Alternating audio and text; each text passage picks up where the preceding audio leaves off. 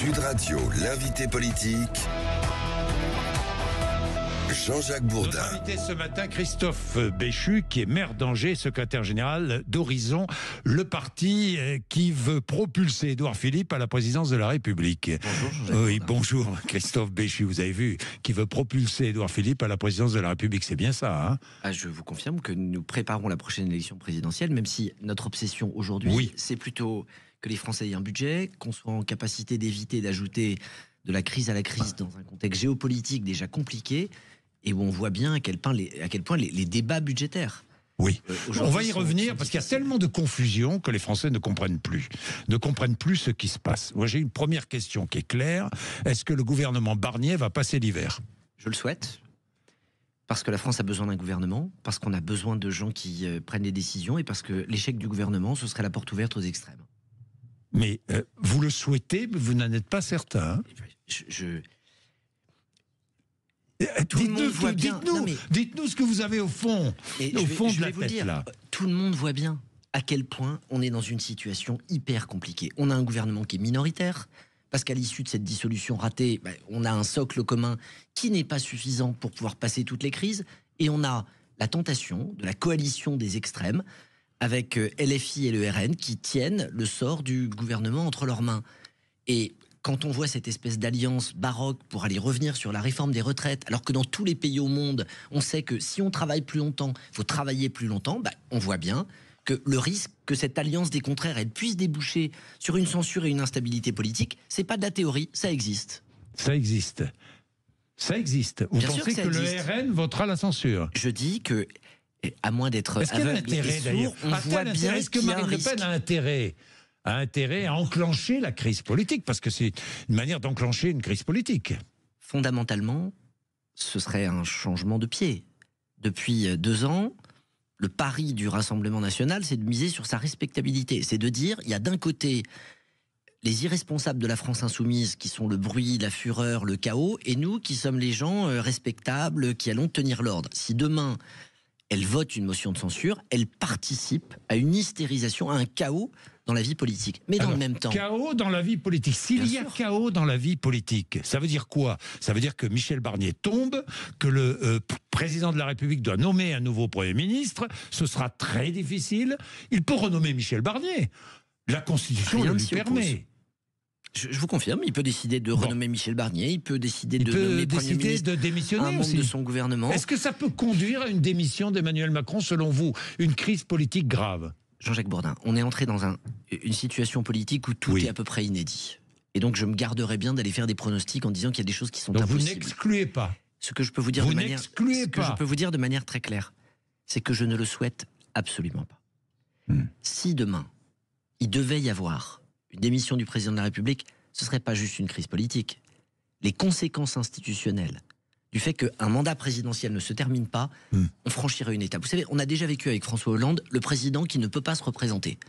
Si demain on doit vivre le président qui ne peut pas terminer son mandat, ce que ça dit sur la fragilité de nos institutions, ce sera un problème. Je ne souhaite donc à aucun prix qu'on se retrouve avec une présidentielle anticipée ou qu'on se retrouve avec un président qui ne peut pas terminer son mandat. Ce serait, pour notre démocratie, un signe d'affaiblissement supplémentaire. Est-ce qu'Édouard Philippe est prêt à une présidentielle anticipée? Édouard Philippe a annoncé sa candidature il y a plusieurs semaines pour être prêt en toute hypothèse. Il sera prêt le moment venu. Il sera prêt le moment venu, si le moment arrive plus tôt que prévu. Il sera prêt le moment venu. Bien. Christophe Béchu, parlons du budget. Ce fameux budget. Tout ce qui a été voté à l'Assemblée nationale est tombé à l'eau. C'est caduc. Que les choses soient claires. Aujourd'hui, la discussion budgétaire est au Sénat. On est en pleine discussion sur le budget de la sécurité sociale cette semaine, et la semaine prochaine, on sera en discussion sur le budget de l'État. Le budget 2025. Regardons ce qui a été voté hier soir au Sénat. Travailler gratuitement 7 heures par an. Je dis bien pour tous les actifs 7 heures par an, travail gratuit, ça rapporterait 2,5 milliards et ça va servir à financer l'autonomie des plus anciens. Vous y êtes favorable ou pas à Horizon? Oui. Oui? Oui, moi vous défendez cette mesure? Je défends l'idée que nous devons travailler davantage. travailler davantage pendant l'année, travailler davantage tout au long de la vie. Il n'y a pas de secret. Ou vous augmentez les impôts, ou vous augmentez la durée de travail, ou vous baissez les prestations. Est-ce qu'en matière de grand âge, on peut baisser les prestations alors qu'on voit aujourd'hui les difficultés des maisons de retraite et le fait que nous ne sommes pas au rendez-vous en termes de solidarité sur la dépendance et le grand âge? Dites-moi, vous êtes responsable politique, les politiques nous ont fait le coup. C'est pour les personnes âgées, et en fait, on ne sait pas trop où va l'argent. Je veux dire, pardon, Christophe Béchu. 2,5 milliards, il va falloir flécher cet argent et que nous puissions vérifier où va cet argent. Jean-Jacques Bourdin. Oui. Depuis des années, vous avez des hommes politiques qui se sont spécialisés dans le créneau du « vous inquiétez pas, ça va rien coûter à personne ». Oui, ça j'ai entendu. On va faire les 35 heures, ça n'aura pas de conséquences. On va créer des nouvelles prestations, personne ne va être amené à les payer. On n'est pas obligé d'augmenter les impôts, on n'est pas obligé de travailler plus. À un moment, la vérité, c'est que si on veut dépenser de l'argent, il faut d'abord l'avoir gagné. Et il faut créer de la richesse. Aujourd'hui, on a des domaines, en particulier celui de la dépendance et du grand âge, où nous avons des besoins. Je préfère qu'on demande à chacun de travailler un peu plus et un peu plus longtemps, plutôt que d'augmenter les impôts dans un pays où nous avons déjà quasiment le record mondial du taux de prélèvement obligatoire. Heureusement, comme vous l'avez dit, que le budget voté à l'Assemblée nationale, on repart de zéro. On a eu droit à un concours fiscal où la gauche s'est déchaînée à inventer chaque demi-journée un nouvel impôt, tout ça sous la houlette des Insoumis, nous expliquant que bien que le communisme ait échoué partout, ils allaient inventer le stade d'après, au-delà du Venezuela, au-delà de la Corée du Nord, un truc dans lequel, en mettant des impôts partout plus élevés que dans tous nos pays voisins, ça n'aurait pas de conséquences. Il faut arrêter de prendre les Français pour des idiots. Ils savent qu'on est dans une situation compliquée et ils savent que si on ne veut pas charger la barque fiscale, il faudra bien qu'on travaille davantage. Faut-il imposer 3 jours de carence aux fonctionnaires? Il y a deux sujets. Est-ce qu'il est légitime que les règles dans le public et dans le privé soient les mêmes? Ma réponse est oui. Et ensuite, comment est-ce que ça se met en œuvre? Si votre réponse est oui, c'est 3 jours de carence imposés aux fonctionnaires. Avec quelques subtilités, c'est que vous savez très bien qu'il arrive dans certaines entreprises privées qu'il y ait des aménagements, qu'il y ait des prises en charge dans le cadre de mutuelles ou de cotisations. Ce que je sais, ce que je vois, ce que je constate, c'est que nous avons des taux d'absentéisme qui représentent aujourd'hui pour nos collectivités des charges, parfois il y a des choses que nous n'avons pas à remettre en cause. Quand vous avez des gens qui sont absents pour longue maladie ou des choses de ce type, personne ne le conteste. Et là, on a un besoin de solidarité. Mais quand vous avez des multiplications d'arrêts courts qui pèsent sur les collaborateurs qui continuent, eux, de travailler en n'étant pas absents, qu'on regarde comment moraliser les choses ne me choque pas. Hausse des taxes sur l'électricité? D'abord, il faut expliquer qu'on a baissé les taxes au moment de la guerre en Ukraine. Effectivement. Et qu'aujourd'hui, le prix de l'électricité baisse et donc que les taxes reviennent à des niveaux que nous avons connus. Je ne suis pas hostile à ce qu'on aille retrouver des impôts là où il y en avait ailleurs. Ce que je dis... C'est-à-dire que vous n'êtes pas hostile à une hausse des taxes sur l'électricité, on est bien d'accord. Dans un contexte où la facture d'électricité baisse pour tout le monde. Oui, d'accord, oui, mais enfin, profitons de la baisse. Parce qu'elle a augmenté la facture d'électricité un temps. Quand les prix de l'électricité... Quand ça baisse, on devrait être heureux que ça baisse. Vous comprenez? Je me mets à la place du consommateur. Vous le faites très bien. Vous le faites très bien. Mais vous allez me permettre de mettre moi aussi une seconde à la place du consommateur, ou du citoyen, ou du contribuable. Du responsable politique. Mais figurez-vous que j'ai beau être un responsable politique, je suis aussi un contribuable et un citoyen. Oui. Et donc, je vous dis juste la chose suivante. Il n'y a pas une personne qui nous écoute qui ne peut ignorer que on a un déficit budgétaire qui a dérapé, qu'on est face à une situation où nous devons restaurer les comptes. Pour le faire, il faut d'abord baisser les dépenses. Ça doit être la priorité absolue. Ensuite, si on doit relever les impôts, je préfère qu'on le fasse dans des domaines où on les a baissés plutôt que de créer de nouvelles taxes, de nouveaux impôts dans un contexte où on est déjà un pays particulièrement fiscalisé. Vous parlez des dépenses. Il y a quand même une incongruité dans cette histoire de budget, dans ce débat budgétaire. C'est qu'on a beaucoup parlé de recettes. Comme on n'a pas eu le temps d'examiner la partie dépenses du budget, on n'a jamais parlé de dépenses jusqu'à maintenant. Et des économies à faire sur les dépenses budgétaires. Et il y en a des économies à faire. Je vous le confirme. Je vais y revenir. Vous êtes maire.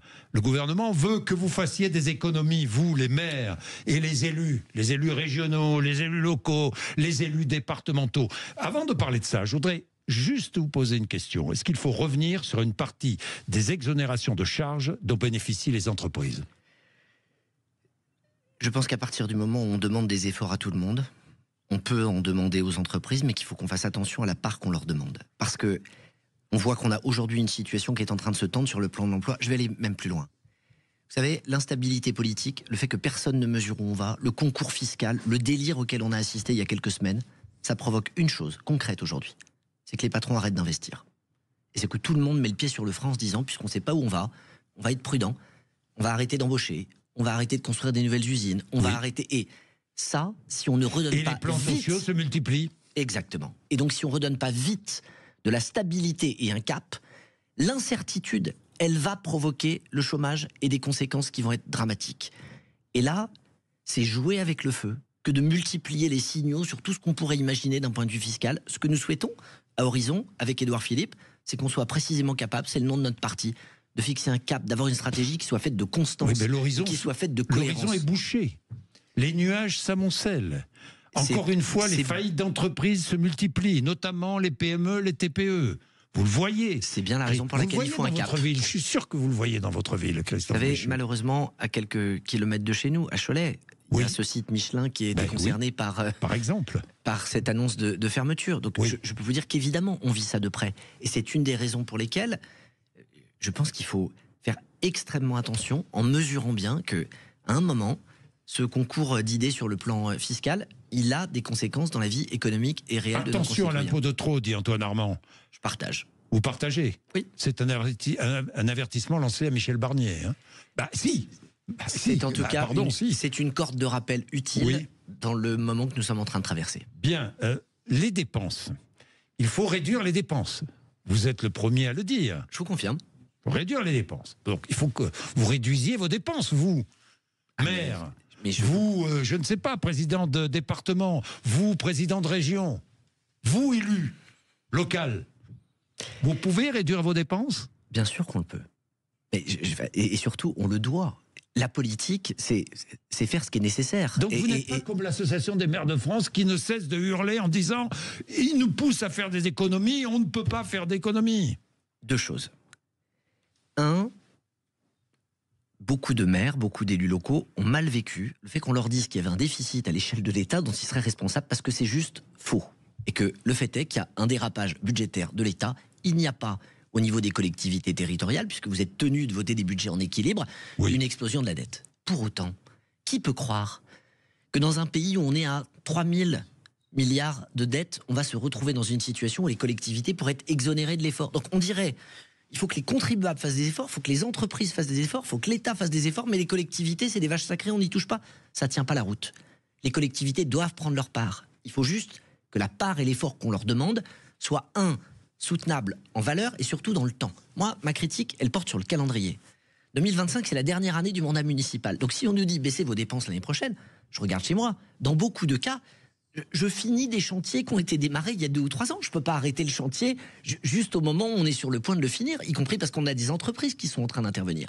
Et donc, il faut construire avec les collectivités un scénario dans lequel on dit, voilà, en revanche, à un horizon de 2, de 3, de 4 ans, voilà ce qu'on vous annonce. Organisez-vous pour faire en sorte de dépenser moins et que l'État nous permette de dépenser moins. Parce que le paradoxe, c'est que dans un certain nombre de cas, on fixe des normes qui augmentent nos dépenses et ensuite on nous reproche d'augmenter ces dépenses. L'État vous a fixé 5 milliards d'euros d'économie. Hein.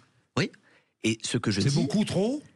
C'est 2,5 fois moins que ce que François Hollande et ses amis écologistes ont fait subir aux collectivités locales, que tout le monde manifestement a oublié entre 2012 et 2017. Et toute une partie de la gauche aujourd'hui qui hurle en disant « c'est du jamais vu », ils oublient qu'on nous a imposé 2,5 fois cet effort entre 2012 et 2017. Et vous savez, certains dans cette histoire se discréditent. Quand vous avez un vice-président de l'Association des maires de France, qui s'appelle Monsieur Léniel, qui est élu depuis presque 50 ans et qui tous les ans, depuis 20 ans, dit on est à l'os, on n'a plus rien, les collectivités vont disparaître. Le problème, c'est qu'à force de crier au loup, c'est comme dans l'histoire, plus personne n'y croit quand ça arrive. Donc là, oui, la hauteur de la marche qui nous est demandée par l'État est très élevée, trop élevée pour une seule année, mais dans le même temps, à dire on va tous mourir, on n'a déjà plus rien, on finit par se discréditer. Je souhaite que l'association des maires, elle tienne un discours qui ne soit pas un discours de syndicaliste de base, mais que l'association des maires tienne un discours qui soit un discours responsable en disant on tend la main, on ne va pas s'exonérer de l'effort parce qu'on en a besoin. Anti-Macron, C'est un discours au service du président de l'Association des maires de France, qui a des objectifs présidentiels, David Lisnard? Vous savez, l'obsession d'un maire, oui, c'est pas de savoir si ça fait plaisir au président de l'AMF ou au président de la République, c'est de savoir ce qui est bon pour ses concitoyens. Et je souhaite que le même état d'esprit qui nous anime quand on est maire dans nos communes, il nous anime quand on est maire ensemble au sein de l'AMF. Vous serez candidat l'année prochaine à Angers? Vous savez, j'ai repris ma mairie il y a 1 mois. Oui. Mon obsession aujourd'hui, c'est de tenir les engagements que j'ai pris devant les Angevins il y a 5 ans. Pour une raison, c'est que je pense que la politique, elle meurt des écarts entre les promesses et les actes. Vous serez candidat? Je reviendrai avec joie si vous m'invitez, mais, ça n'est pas mon sujet pour le moment. Non.